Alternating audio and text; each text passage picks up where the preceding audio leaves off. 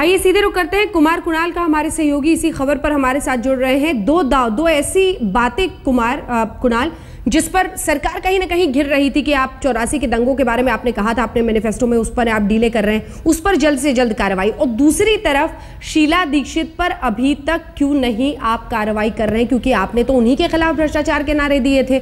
ऐसे में अब ये दो दाव बेहद अहम है अरविंद केजरीवाल की सरकार के लिए। बिल्कुल, और जिस तरीके से केजरीवाल सरकार फैसले ले रही है वो कहीं ना कहीं ये लग रहा है कि चुनावों की तैयारी में ज्यादा दिखाई पड़ रही है। ताबड़तोड़ फैसले लिए जा रहे हैं। 84 के दंगों का मामला था, उस पर जो एसआईटी बनाई गई है, यहां तक कह दिया गया कि तमाम केसेज फिर से खोले जा सकते हैं। एसआईटी को ये पूरा अधिकार होगा कि वो केसेज को दोबारा जांच करे, 1 साल में रिपोर्ट दे दे।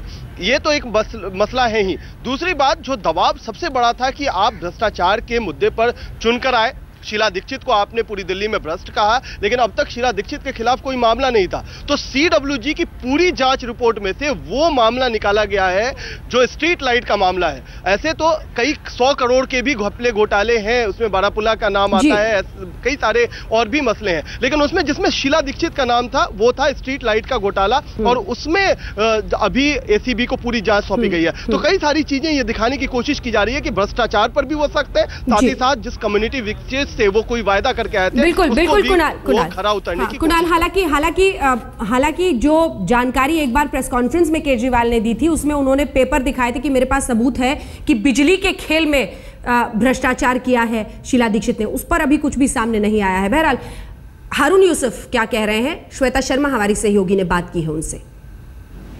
हमारे साथ है दिल्ली कांग्रेस के वरिष्ठ नेता हारून यूसुफ जी, उन्हीं से बात करते हैं। हारून जी, सबसे पहले सीडब्ल्यूजी घोटालों की जांच की बात कह रही है अब दिल्ली सरकार। सीधे सीधे सवाल शीला दीक्षित पर है जो कि 15 साल दिल्ली पर राज कर चुकी हैं। क्या तलखी नहीं आएगी इससे रिश्तों में, जिस तरह से आम आदमी पार्टी ने बात कही है?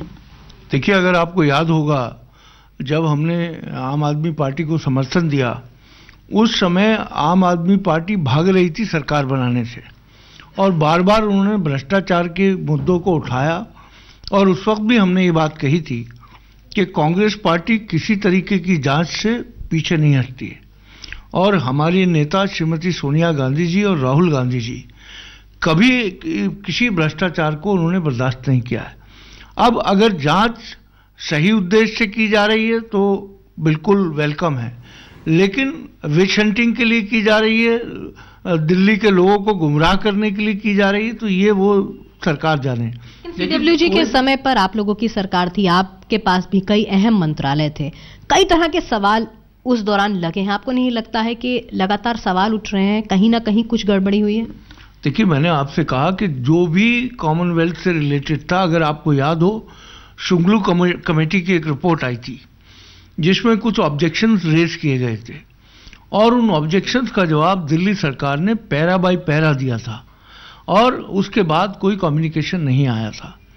और हमने उस समय भी कहा था कि किसी भी तरीके की जांच के लिए सरकार पूरी तरह तैयार है, जब हम सरकार में थे, और आज भी हमारा स्टैंड वही है।